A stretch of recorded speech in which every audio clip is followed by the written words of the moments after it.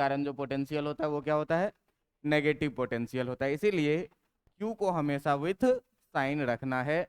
यही चीज लास्ट दिन हम लोग पढ़े थे, डिराइव करके देखे थे कि कैसे ये चीज आया था, है ना। अब देखो कि इलेक्ट्रिक फील्ड में, इलेक्ट्रोस्टैटिक फोर्स में एक टर्म पढ़े थे क्या, सुपरपोजिशन थ्योरम।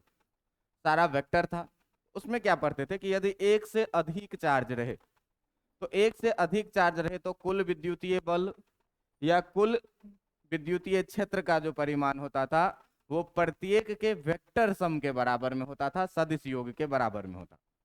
लेकिन इस इलेक्ट्रिक पोटेंशियल के बारे में आप पिछले दिन क्या पढ़े कि ये कैसा राशि है, अदिश राशि है। तो अदिश राशि को हम समान बीजगणितीय योग के द्वारा क्या कर सकते हैं, जोड़ सकते हैं, सिंपल जैसे हम लोग जोड़ते हैं वैसे। तो यही चीज है क्या कि यदि आपके पास क्या रहे, एक से ज्यादा आवेश रहे, तो प्रत्येक आवेश के कारण क्या करिए, आप विद्युत विभव निकालिए। प्रत्येक आवेश के कारण आप क्या करिए, विद्युत विभव निकालिए और उसको क्या करिए, सामान्य बीजगणितीय नियम द्वारा क्या करिए, जोड़ दीजिए। जैसे मान लीजिए कि यदि यदि आवेश क्या है, Q1 प्लस Q1 मान लो, plus Q2 plus Q3 dot dot dot, इस तरीके से बहुत सारे आवेश हैं।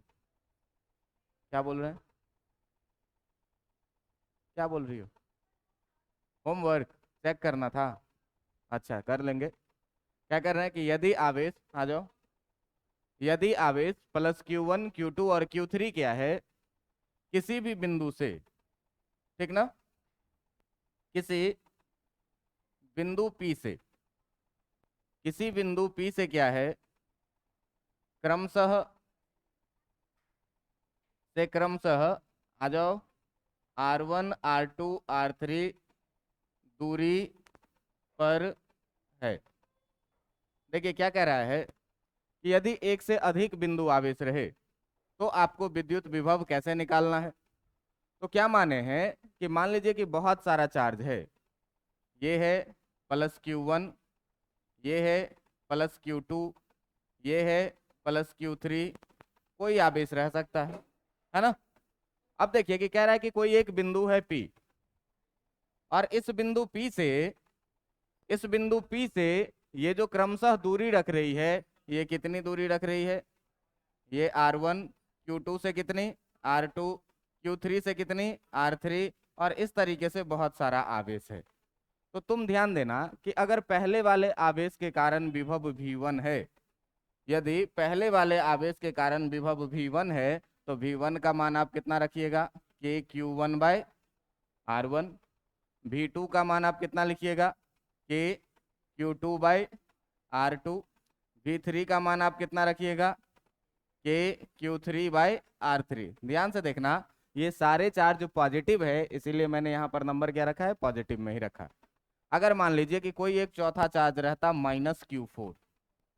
-Q4, और ये यहाँ से जो डिस्टेंस रखता है, ये डिस्टेंस कितना रखता, R4, तो इसके कारण अगर आपको V4 लिखना पड़ता, तो V4 कितना होता, के -Q4 और बाई कितना, R4। ये सारे अलग अलग बिंदु आवेशों के कारण क्या है, विभव है। तो ये कहता क्या है कि अगर बिंदु P पर कुल विभव निकालना है, तो बिंदु P पर जो तुमको कुल विभव निकालना है, ये कुल विभव कैसे निकाला जाएगा, ये देखो। तो कहता है क्या कि जो कुल विभव होता है वो प्रत्येक विभव के सामान्य बीजगणितीय योग, सामान्य बीज गणितीय योग के समान होता है, बीजगणितीय योग के बराबर होता है। मतलब क्या कह रहा है कि जो आप निकाल रहे हैं विद्युत विभव, ये विद्युत विभव अगर P बिंदु पर कुल विभव निकालना है, तो क्या कह रहा है कि ये प्रत्येक विभव, जो V1 है, जो V2 है, जो V3 है, जो V4 है, या इसके बाद भी अगर कोई सा विभव रहेगा, तो इस सब के सामान्य बीजगणितीय योग के बराबर होगा। सामान्य बीजगणितीय योग का मतलब क्या, एडिशन करना है और विथ साइन करना है, साइन को ध्यान में रख करके, है ना। सिंपल अलजेब्रिक एडिशन का मतलब एडिशन करना और विथ साइन करना है। ध्यान देना कि अगर तुमको वीपी लिखना है तो पहला आया है कितना KQ1/R1, दूसरा आया है कितना KQ2/R2, तीसरा आया है कितना KQ3/R3, चौथा आया है माइनस में। चौथा में देखो कि चौथा में जो आया है ये माइनस में आया है, इसी को तुम -KQ4/R4 लिख सकते हो, माइनस बाहर लेके। तो बीजगणितीय योग का मतलब क्या हुआ कि चौथा वाला जो आप लिखिएगा KQ4/R4, तो एडिशन कर रहे हैं और विथ साइन भी कर रहे हैं, मतलब चिन्ह के साथ साथ अगर सारे का योग ले लेंगे तो कुल विभव निकल जाएगा। और विभव निकालना विद्युत क्षेत्र निकालने के अपेक्षाकृत क्या होता है, बहुत आसान होता है। बात समझ में आ गया। पहले दिन क्या पढ़ाया कि विद्युत विभव किसी भी बिंदु पर निकालना है तो सीधे क्या करो KQ/R, और Q को क्या करो चिन्ह के साथ रखो। इतनी बात तो समझ में आ गई थी कल तक। आज मैं क्या बोला कि यदि एक से अधिक आवेश रहे आपके पास, एक से अधिक आवेश रहे जो अलग अलग दूरी पर रहे किसी बिंदु पर, और आपको कहे कि इस बिंदु P पर आप बताइए कि कुल विद्युत विभव कितना होगा, तो आप क्या करेंगे कि प्रत्येक विद्युत विभव का बीजगणितीय योग कर देंगे और कुल विभव क्या होगा, निकल जाएगा। इतनी बातें समझ में आ रही है। आपको पिछले दिन ही बताए थे कि धन आवेश के कारण जो विभव होता है वो कैसा होता है, धनात्मक विभव होता है, और ऋण आवेश के कारण जो विभव होता है वो कैसा होता है, ऋणात्मक विभव होता है। इतनी कहानी समझ में आई कि नहीं आई? आई? इसमें कोई दिक्कत बोलो? नहीं कोई दिक्कत। अब देखो कि इस पर एक आध क्वेश्चन देखते हैं। तो क्वेश्चन में क्या कह रहा है कि दो आवेश है, एक है +10 माइक्रोकूलम का और एक है -10 माइक्रोकूलम। कह रहा है कि एक दूसरे के बीच की दूरी कितनी है, 1 मीटर की। तो कह रहा है क्या कि इनके मध्य बिंदु पर विद्युत विभव ज्ञात कीजिए। देखिए आपके पास क्या गिवन है, आपके पास गिवन है क्या कि आपके पास दो चार्ज है, एक है Q1 और एक दूसरा है आपके पास क्या Q2। ये दो चार्ज आपके पास दिए हुए हैं। कह रहा है क्या कि इस दोनों के बीच का जो डिस्टेंस है वो डिस्टेंस कितना कह रहा है, 1 मीटर का। इस दोनों के बीच का डिस्टेंस कितना, 1 मीटर का। चार्ज कह रहा है कि पहले वाले पे जो चार्ज है वो +10 माइक्रोकूलम है और दूसरे वाले पे जो चार्ज है वो कितना है, -10 माइक्रोकूलम है। कह रहा है कि इस दोनों के मध्य बिंदु पर आपको विभव निकालना है। तो मध्य बिंदु का मतलब क्या हुआ भाई, मध्य बिंदु का मतलब हुआ इसके ठीक बीच का पॉइंट, जो कि यहाँ से 0.5 मीटर, आधा मीटर होगा, और यहाँ से भी ये कितना मीटर होगा, 0.5 मीटर, आधा मीटर। समझ में आ रही है बात? मान लीजिए कि ये वाला जो आवेश है ये आपका पहला आवेश है और ये वाला जो आवेश है इसका दूसरा आवेश। तो बिंदु P पर ये जो मध्य बिंदु है इसका नाम रख लो तुम P। तो पहले आवेश के कारण जो विभव V1 होगा, ध्यान देना, पहले आवेश के कारण जो विभव V1 होगा उस V1 को आप कितना लिखिएगा, K। Q1 के जगह पर देखो कि जो तुम्हारा Q1 है ये Q1 बराबर 10 माइक्रोकूलम है।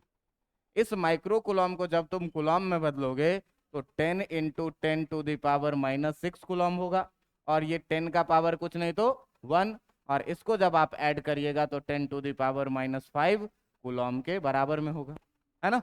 अब देखिए कि के क्यू रखना है साइन के साथ, तो साइन इसका पॉजिटिव है कि नेगेटिव है, पॉजिटिव है, तो पॉजिटिव साइन में रखिएगा कितना, 10⁻⁻5 कूलम, और नीचे डिस्टेंस में कितना, 0.5 मीटर। बात समझ में आ रही है कि नहीं आ रही है?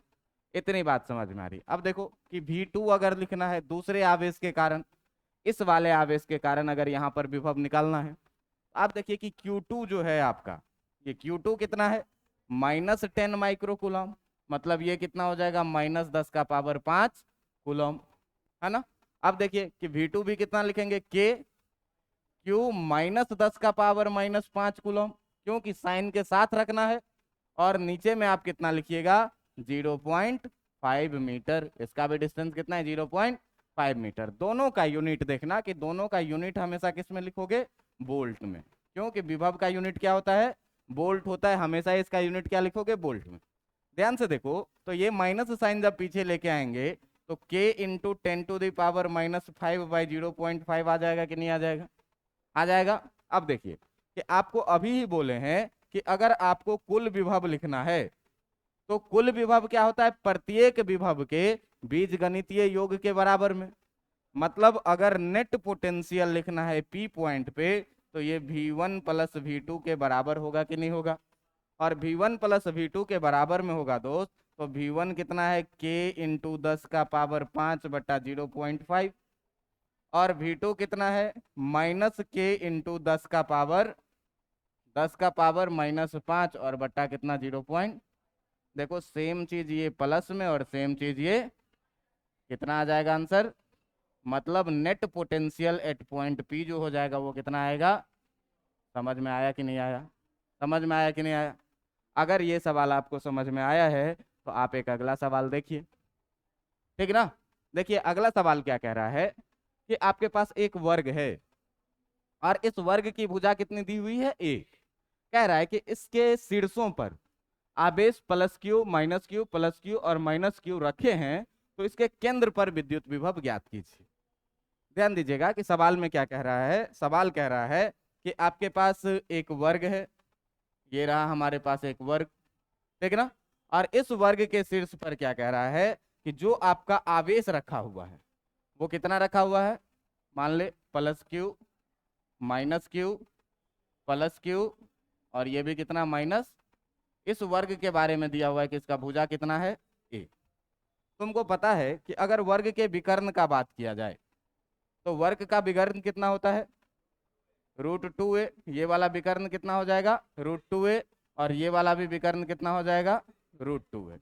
इतना में आपको कोई दिक्कत नहीं होना चाहिए। अब देखिए कि अगर इसका नाम रख लिया जाए A B C D और जहां पर ये काटा O, तो जो केंद्र है वो तुम्हारा कौन सा पॉइंट है, O है। केंद्र क्या है वर्ग का, O है। और इसी पॉइंट पर आपको क्या करना है, कुल विद्युत विभव निकालना है। आप देखिए कि अगर बात करें हम लोग AC का, तो AC बराबर कितना हो जाएगा A√2 हो जाएगा ना। डायगोनल का लेंथ कितना होता है √2a। और देखो कि जो OC है वो OC कितना है A√2 का आधा, बाइसेक्ट करता है। तो जो OC होगा वो क्या होगा A√2 का आधा होगा। ध्यान से देखो √2 से √2 कैंसिल होगा √2 बार में, ये कितना बचेगा A/√2। यानी कि यहाँ पर अगर आप ध्यान से देखिएगा तो आपका चाहे OA हो, चाहे आपका OB हो, चाहे आपका OC हो, चाहे आपका OD हो, ये सारे के सारे जो हैं वो इक्वल हो जाएंगे किसके A/√2 के। मतलब हमको ये पता चल रहा है कि यदि प्लस क्यू से ये डिस्टेंस R1 बोला जाए, अगर माइनस क्यू से ये डिस्टेंस R2 बोला जाए, ये R3 बोला जाए, ये R4 बोला जाए, तो ये सारा का सारा जो डिस्टेंस है चाहे R1 हो, चाहे R2 हो, चाहे R3 हो, चाहे R4 हो, ये सारे बराबर हैं किसके A/√2 के। इतनी बातें समझ में आ रही है कि नहीं, इतनी बातें समझ में आ रही है। अब देखो कि मान लो कि पहले आवेश के कारण अगर हमको विभव लिखना है, ए पर जो आवेश है उसके कारण, तो ए पर जो आवेश है उसके कारण अगर तुम विभव लिखोगे तो VA बराबर कितना लिखोगे K, आवेश है कितना प्लस क्यू और बाई डिस्टेंस इस सारे को मान लिया जाए क्या R मान लिया जाए, सारा बराबर है तो सारा बराबर है तो R मान लेते हैं। K plus Q by R ये कितना आएगा तुम्हारा KQ कितना R। कोई दिक्कत है इसमें, नहीं कोई दिक्कत। अगर तुम B के कारण लिखोगे देखो तो K आवेश कितना है माइनस क्यू और डिस्टेंस कितना है R, ये कितना हो जाएगा तुम्हारा -KQ/R, है ना। अगर C पर लिखा जाए विभव C के कारण कितना लिखोगे K आवेश कितना है और डिस्टेंस कितना है, ये कितना हो जाएगा KQ/R। अगर D के कारण लिखा जाए तो D के कारण K आवेश कितना और डिस्टेंस कितना, कितना लिखोगे -KQ/R। बात समझ में आ रही है कि नहीं। अब अभी क्या पढ़े हैं कि जो कुल विभव होगा वो हर एक का बीजगणितीय योग के बराबर में होगा। मतलब अगर पोटेंशियल एट O लिखना है तो वो VA plus VB plus VC और प्लस VD के बराबर होगा। ध्यान से देखिए कि VA बराबर कितना है KQ/ VB कितना है -KQ/, VC कितना है +KQ/ और VD कितना है माइनस के क्यू बाय, देखिए माइनस वाला प्लस वाले से, माइनस वाला प्लस वाले से कैंसिल होगा, रिजल्ट कितना बचेगा, मतलब सेंटर पे पोटेंशियल कितना होगा। तो ध्यान देना कि जब भी तुम देखो कि चार्ज डिस्ट्रीब्यूटेड है बहुत सारा, और अगर आवेश का योग शून्य हो जाए, अगर आवेश का योग क्या हो जाए, शून्य हो जाए, तो विभव भी कितना आएगा। यहाँ भी देखो plus Q minus Q zero, plus Q minus Q, कुल चार्ज कितना, तो विभव कितना आया। पिछले वाले सवाल में देखो +10 माइक्रोकूलम माइनस 10 माइक्रोकूलम कितना, तो विभव भी कितना आया। तो यदि आवेश का योग जीरो आ जाए, इसका मतलब विभव कितना होगा। बात समझ में आ रही है। चलिए अब आप लोग कॉपी निकालिए और एक क्वेश्चन बना करके दिखाइए तो जल्दी से। आप लोग क्वेश्चन निकालिए, कॉपी निकालिए और एक क्वेश्चन बना करके दिखाइए कि आपके पास दिया हुआ है, आपके पास दिया हुआ है क्या, कि एक आयत है, आपके पास दिया हुआ है कि एक आयत है और इस आयत के शीर्षों पर, एक आयत है और इस आयत के शीर्षों पर जो है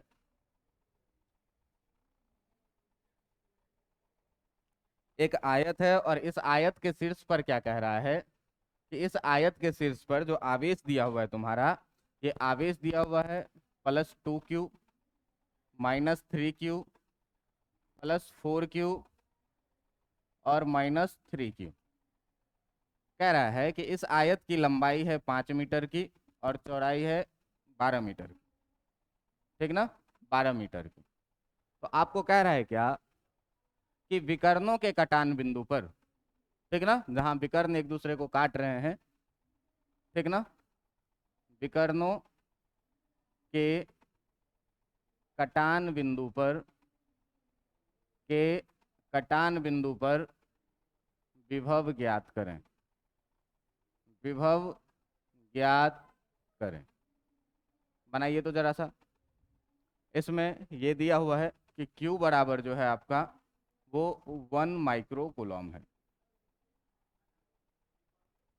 Q बराबर दिया हुआ है 1 माइक्रोकूलम। क्या बोल रहे हो, जीरो आ रहा है।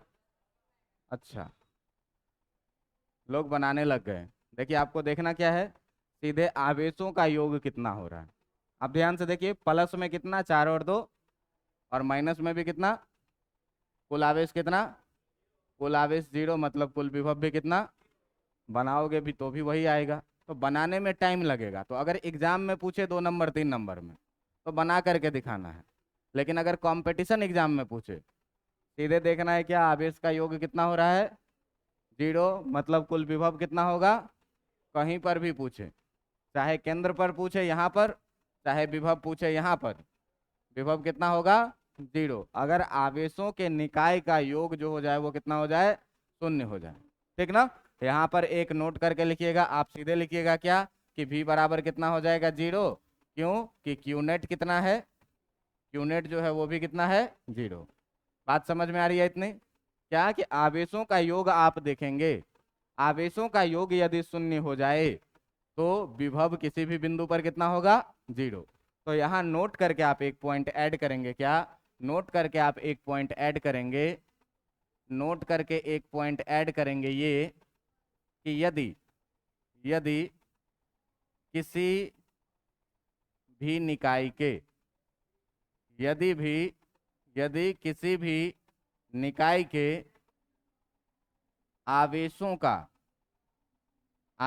का कुल योग, यदि किसी भी निकाय के आवेशों का कुल योग शून्य हो, यदि किसी भी निकाय के आवेशों का कुल योग कितना हो, शून्य हो, तो उस निकाय के कारण क्या होगा, तो उस निकाय के कारण, उस निकाय के कारण किसी भी बिंदु पर, तो उस निकाय के कारण किसी भी बिंदु पर विद्युत विभव कितना होगा, किसी भी बिंदु पर विद्युत विभव शून्य होगा।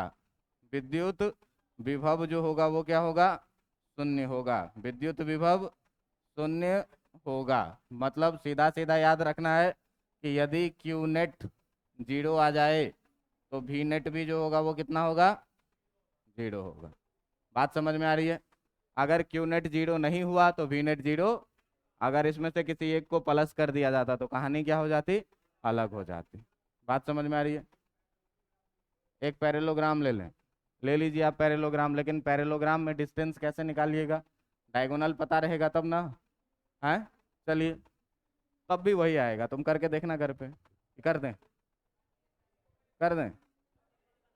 हाँ, इसको नहीं समझ में आ रहा है, इसको बना दें, इसको सॉल्व करके बना दें। अच्छा चलो, देखो कुछ लोगों का कहना है क्या कि इसको सॉल्व करके बना दीजिए। देखिए भाई, आपके पास क्या है, एक आयत है, ठीक ना? और इस आयत का ये दिया हुआ है क्या कि इसमें जो चार्ज है वो कितना है, 2Q 4Q -3 और -3। देखिए, इस पर आवेश कितना कह रहा है कि +2Q है यहाँ, ठीक ना? इस पर जो आवेश कह रहा है वो कितना है, +2Q, यहाँ पे -3Q, यहाँ पे कितना +4Q, और यहाँ पे कितना -3Q। ध्यान देना कि अगर इसका विकर्ण तुम निकालोगे तो ये विकर्ण जो तुम्हारा निकल के आएगा वो विकर्ण कुछ ऐसा होगा, ये विकर्ण कुछ ऐसा होगा।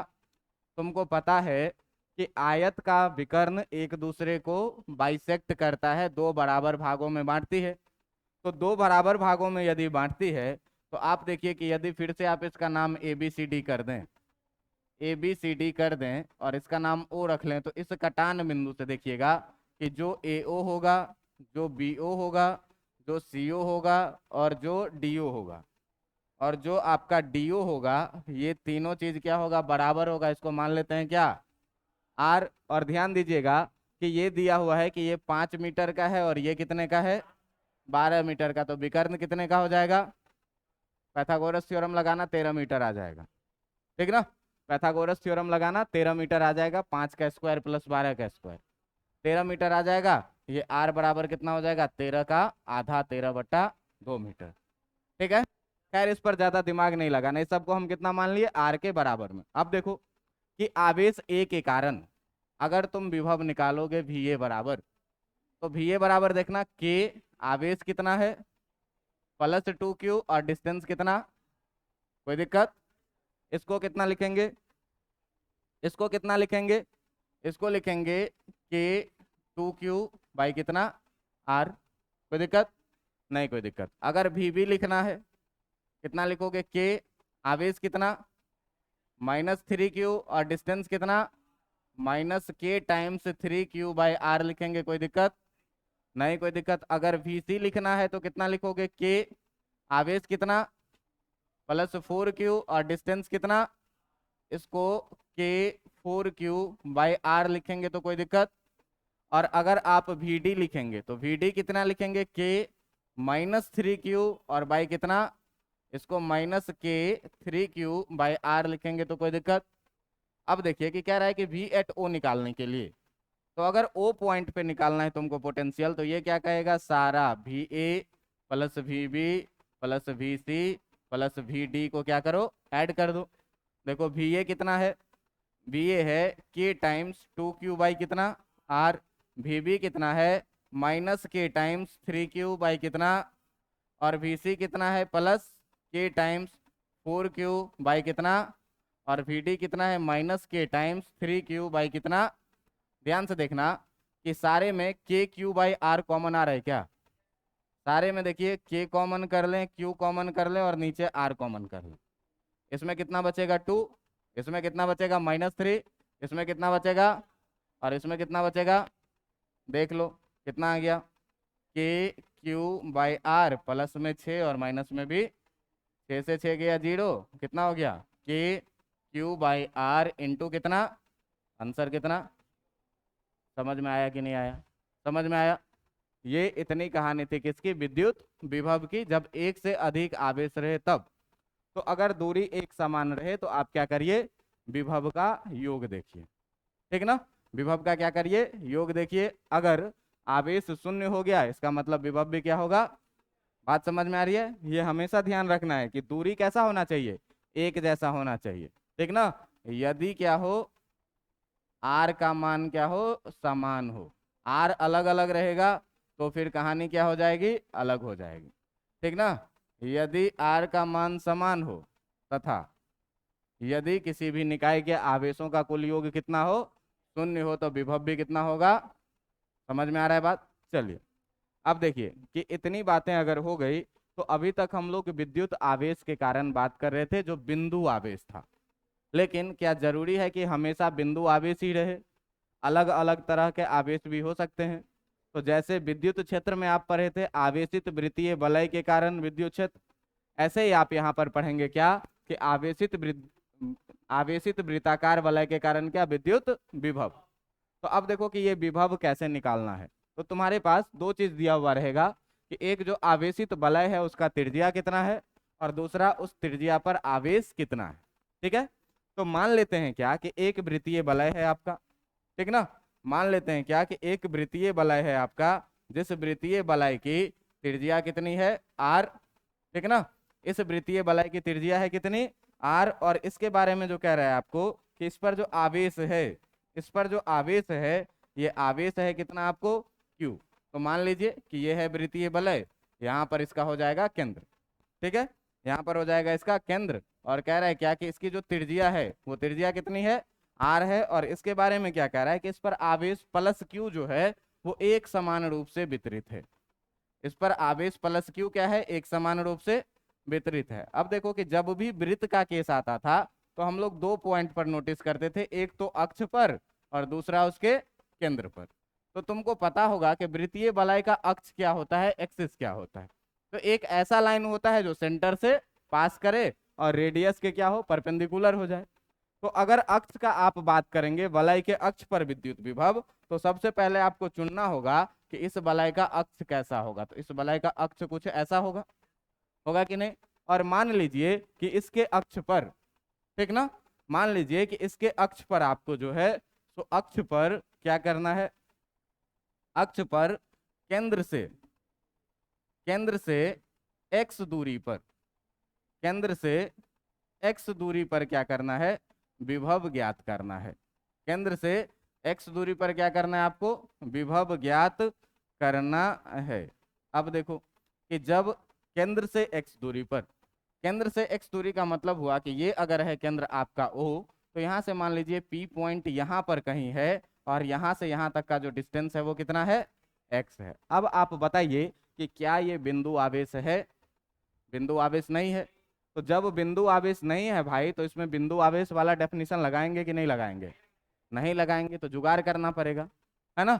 अब जुगाड़ है क्या, आपको क्या कहे कि ये जो इतना बड़ा वृत्त है, इतना बड़ा जो वृत्त है, इस वृत्त को क्या करिए आप इनफाइनाइट टुकड़ों में तोड़ दीजिए, बहुत छोटे छोटे इनफाइनाइट टुकड़ों में तोड़ दीजिए।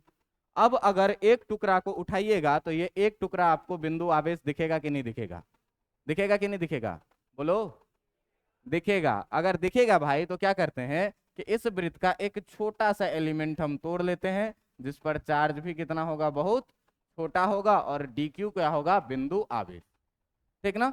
तो एक बहुत छोटा जो है सो एलिमेंट काटे हैं, ठीक ना, एक बहुत छोटा एलिमेंट डी क्यू के कारण अगर हम बिंदु पी पर विभव का बात करेंगे तो आप देखिए कि इस डी क्यू से जो है तो इस बिंदु पी का डिस्टेंस कितना होगा, डिस्टेंस कितना होगा ये देखिए।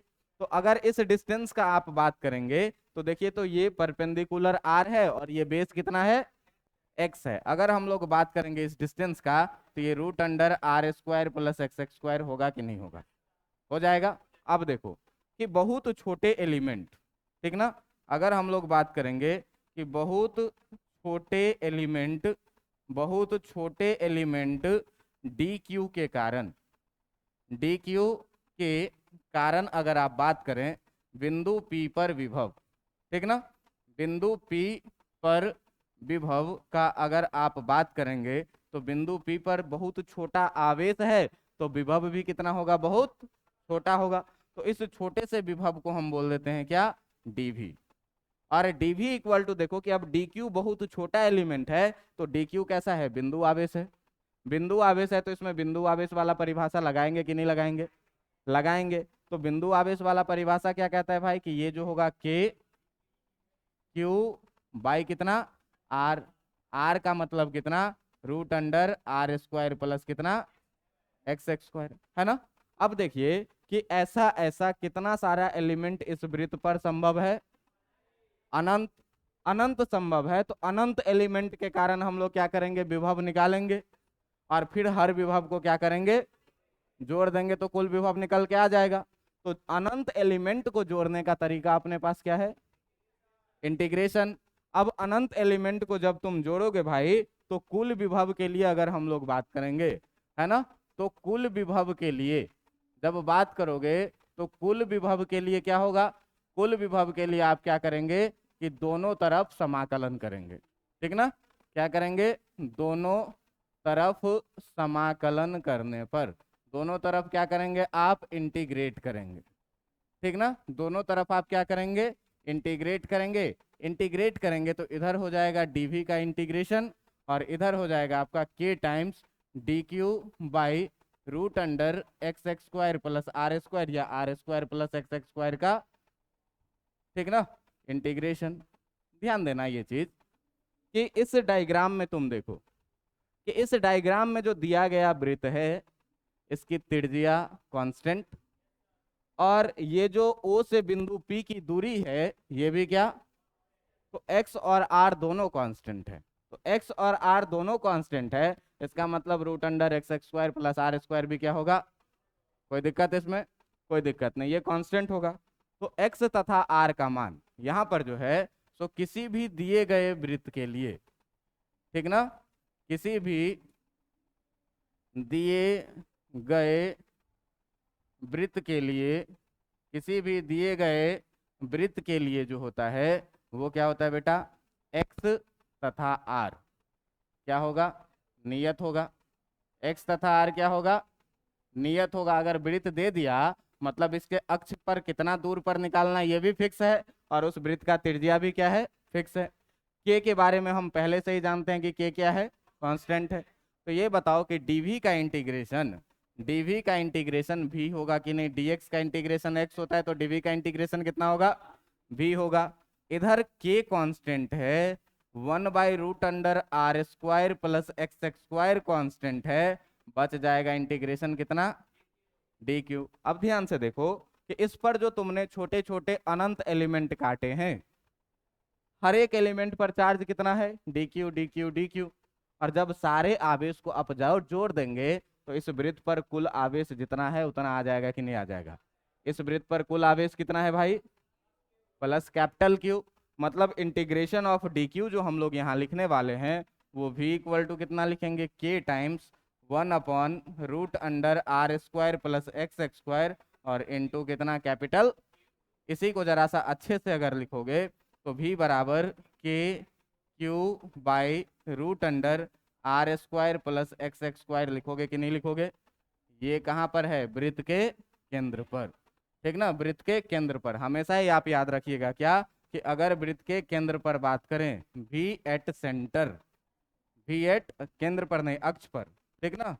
ये कहाँ पर? अक्ष पर बात हो रही है, तो अक्ष पर। तो अगर आप बात करेंगे v एट एक्सिस पर, तो एक्सिस पर हमेशा कितना याद रखना है? K Q by root under are square plus x x square, ठीक है? हमेशा क्या? R square plus x x square. Q अगर धन आवेश रहेगा तो पॉजिटिव रखेंगे, अगर ऋण आवेश रहेगा तो नेगेटिव रखेंगे। एक्स दिया रहेगा कि केंद्र से कितने दूर पर निकालना है, और आर वृत्त का त्रिज्या दिया हुआ रहेगा, हम लोग विभव अक्ष पर निकालेंगे।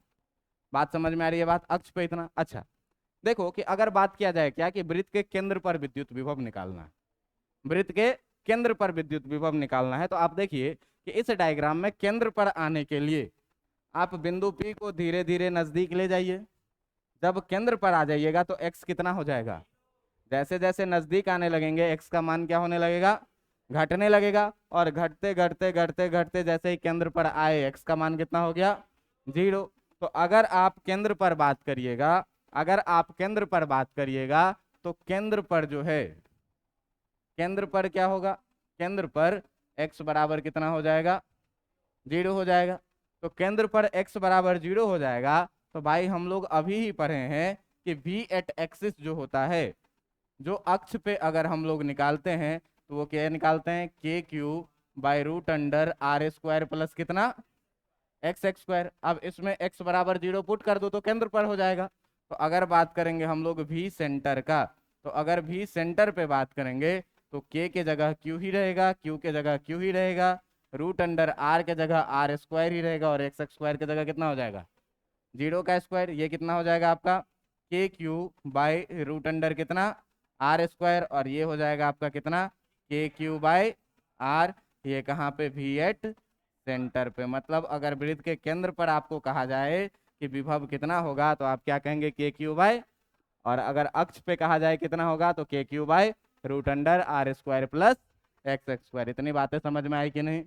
तो याद क्या रखना है? याद रखना है आपको सिंपली ये बात कि अगर बात करेंगे वी एट एक्सिस पर, अक्ष पर, तो k q by root under are square plus, और अगर बात करेंगे वी एट सेंटर पे तब जो है तो कितना होगा के क्यू बाय आर। हमेशा क्यू को कैसे रखना है विथ। इतनी बातें समझ में आ रही है कि नहीं आ रही है? आ रही है सर, ये तो बड़ी आसान है, वेक्टर कहीं लगाना ही नहीं है, खाली जोड़ते जाना है, जोड़ते जाना है ना। इलेक्ट्रिक फील्ड में वेक्टर लगाना पड़ता था, इसी में कॉस थीटा साइन थीटा नहीं। अब देखिए कि इस पर जेई में 2013 में और एक बार AIEEE 2005 में सेम क्वेश्चन पूछा गया है, ठीक ना। तो AIEEE 2005 में कैसा सवाल पूछा गया, और सेम सवाल में जो है तो थोड़ा सा लैंग्वेज घुमा दिया था, और जेई मेंस 2013 में पूछा था। कह रहा है कि आपके पास कि पतले तार के दो वलय हैं जिसमें प्रत्येक की त्रिज्या कितनी है आर है, प्रत्येक की त्रिज्या कितनी है आर, और ये भी कह रहा है कि तथा परस्पर डी दूरी पर रखे हैं, मतलब दोनों के केंद्र के बीच की जो दूरी होगी वो कितनी होगी डी होगी। तो देखो कह रहा है क्या कि ये पहला वलय तुम्हारा, ये तुम्हारा पहला वलय, और यहां से एक तुम्हारा ये, एक तुम्हारा ये क्या, एक तुम्हारा ये क्या दूसरा वलय, एक तुम्हारा ये दूसरा वलय, ठीक है। अब क्या कह रहा है कि इस दोनों के केंद्र के बीच की दूरी, इस दोनों के केंद्र के बीच की दूरी जो है वो कितनी है डी है। तो मान लीजिए कि इसका केंद्र रहा ये, और इस वाले का जो केंद्र रहा, इस वाले का जो केंद्र रहा वो क्या ये, तो इस दोनों के केंद्र के बीच की दूरी भी आपको पता है कि इस दोनों के केंद्र के बीच की दूरी कितनी है डी है। और ये कह रहा है क्या कि इस दोनों का जो त्रिज्या है, इसका भी त्रिज्या कितना आर, और इसका भी त्रिज्या कितना आर। कह रहा है कि एक पर प्लस क्यू आवेश है और एक पर माइनस क्यू आवेश है। कह रहा है कि एक पर प्लस क्यू आवेश है और एक पर माइनस क्यू आवेश है। बात समझ में आ रहा है? तो कह रहा है इन दोनों के केंद्रों के बीच विभवांतर कितना होगा, इन दोनों के केंद्रों के बीच विभवांतर कितना होगा। तो मान लो कि ये पहले वाले का केंद्र है ए और ये दूसरे वाले का केंद्र है क्या, तो विभवांतर पूछ रहा है। विभवांतर का मतलब क्या कि दोनों के बीचों के विभव का अंतर कितना है। तो इसका मतलब हमको निकालना है v b minus v a, या फिर v a minus v b, जो बड़ा होगा उस हिसाब से हम लोग देखेंगे। ये चीज निकालना है विभवांतर। अब ध्यान से देखिएगा कि ए बिंदु को तुम ध्यान से देखो कि ए बिंदु जो है वो पहले वाले वृत्त का, इसका नाम रख लो पहला और इसका नाम रख लो दूसरा वृत्त, ठीक ना। तो ए बिंदु देखो कि पहले वाले वृत्त के केंद्र पर है और दूसरे वाले वृत्त के अक्ष पर है। यही तो अक्ष है इसका, यही ना अक्ष है इसका। तो आप देखिएगा कि जो बिंदु है, ये देखिए ध्यान से कि ये वाला है अक्ष इसका, ठीक ना, और इस वृत्त के लिए भी जो ये वाला है ये क्या है इसका अक्ष है। समझ में आ रहा है बात? तो आप ए बिंदु को ध्यान से देखिए कि ये पहले वृत्त के केंद्र पर है और दूसरे वृत्त के अक्ष पर है। तो अगर आप भी ए का बात करेंगे, अगर आप बात करेंगे कि पहले बिंदु का विभव निकालने के लिए, ए पॉइंट का विभव निकालने के लिए वी ए बराबर है ना, तो पहले वाले के केंद्र पर है ना, तो तुमको क्या निकालना है वी सेंटर किस वाले का, पहले वाले वृत्त का, पहले वाले वृत्त के केंद्र पर। और दूसरा देखिए कि ये जो है तो दूसरे वाले वृत्त के अक्ष पर भी है, तो इसको तुमको निकालना है क्या वी एक्सिस किस वाले वृत्त के कारण, दूसरे वाले वृत्त के कारण। बिंदु ए देखिए, बिंदु ए पर दो आवेश के कारण विभव होगा, पहला ये वृत्त के कारण जिसके केंद्र पर है ये, और दूसरा इस आवेश के कारण जो दूसरे वृत्त के अक्ष पर है ये। तो दोनों आवेशों को जब जोड़ देंगे, दोनों विभवों को जब जोड़ देंगे तो ए पर कुल कितना विभव होगा ये निकल के आएगा, निकल के आएगा। तो देखो भाई कि भी सेंटर 1 लिखना है, और सेंटर पे तुमको पता है कि जो विभव होता है वो के क्यू, तो क्यू किसका, पहले वाले का, पहले वाले का क्यू प्लस क्यू की माइनस क्यू, प्लस क्यू, तो कितना लिखेंगे के क्यू और बाय आर इसका रेडियस कितना है आर, कोई दिक्कत। दूसरे वाले के अक्ष पर निकालना है, तो अक्ष पर पता है हमको k Q by root under are square plus x x square. तो भाई के जगह के रहा, क्यू के जगह पर दूसरे वाले का कि पहले वाले का, दूसरे वाले का क्यू प्लस क्यू की minus q by root under, इसका त्रिज्या है आर स्क्वायर और एक्स का मान कितना है डी है, तो r square plus d square. ये जो तुम्हारा निकल के आएगा ये आएगा k Q by r minus k Q by root under are square plus d square. ये निकल के आया क्या बिंदु ए का विभव, है ना। अब आप देखिए कि अगर आप भी बी का बात करेंगे, अगर आप बात करेंगे किस चीज का भी बी का, तो भी बी के बारे में देखिए जरा सा, बी पॉइंट को देखिए आप ध्यान से कि ये जो बी पॉइंट है ये दूसरे वाले के केंद्र पर है और पहले वाले के अक्ष पर है। तो भी बी अगर आप निकालिएगा तो दूसरे वाले के केंद्र पर है, तो भी सेंटर लिखोगे किसका, भी सेंटर लिखोगे किसका दूसरे वाले का, अब प्लस भी एक्सिस लिखोगे किसका पहले वाले का। बात समझ में आ रहा है। अब देखो कि भी सेंटर जानते हो कितना होता है के क्यू बाई आर, तो के जगह के लिखे, क्यू दूसरे वाले का जो है, क्यू जो है दूसरे वाले का ये प्लस क्यू की माइनस क्यू, माइनस क्यू तो कितना लिखोगे के प्लस क्यू के जगह पर नहीं, साइन के साथ रखना है कितना माइनस क्यू और इसका त्रिज्या कितना है आर है, और दूसरे वाले के अक्ष पर लिखना है तो के, और पहले वाले पर आवेश कितना है प्लस क्यू है, तो k Q by root under are square और प्लस एक्स के जगह पर कितना है डी स्क्वायर। बात समझ में आ रहा है कि नहीं आ रहा है। अब देखिए ये कितना हो जाएगा, ये हो जाएगा minus k Q by r plus k Q by root under are square plus d square. अब देखिए आपको निकालना है क्या भी बी माइनस भी ए, दोनों बिंदुओं के बीच का विभवांतर। तो भी बी कितना आया है minus k Q by r plus k Q by root under are square plus कितना और माइनस भी ए कितना आया है, तो भी ए हम लोग पीछे निकाले कितना k Q by r minus k Q by r square plus d square, कितना k Q by r minus k Q by root under are square plus कितना, समझ में आ रहा है कि नहीं आ रहा है। देखो सॉल्व करके ये आ जाएगा कितना minus k Q by r plus k Q by root under are square plus d square minus k Q by r और plus k Q by root under are square plus कितना d square. देखिए minus k Q by r और minus k Q by r minus two k Q by r हो जाएगा, क्या हो जाएगा, और plus k Q by r square plus d square plus two k Q by root under are square plus d square हो जाएगा, क्या हो गया कुल विभवांतर। यही ऑप्शन में भी था, खाली बस ऑप्शन लिखा हुआ था, कैसे ऑप्शन लिखा हुआ था two k Q by root under are square plus d square और minus two k Q by r, ये ऑप्शन भी लिखा हुआ था। दो के को कॉमन ले लिया था टू के क्यू को और बाकी चीज ऑप्शन में लिखा हुआ था। समझ में आ रहा है कि नहीं आ रहा है। 2013 में इसी सवाल को क्या किया, 2013 में इसी सवाल को क्या किया, टू के क्यू को कॉमन कर दे रहे हैं, कितना हो जाएगा 1 upon root under are square plus d square और इधर माइनस 1 बाय आर, ऐसा ही ऑप्शन था।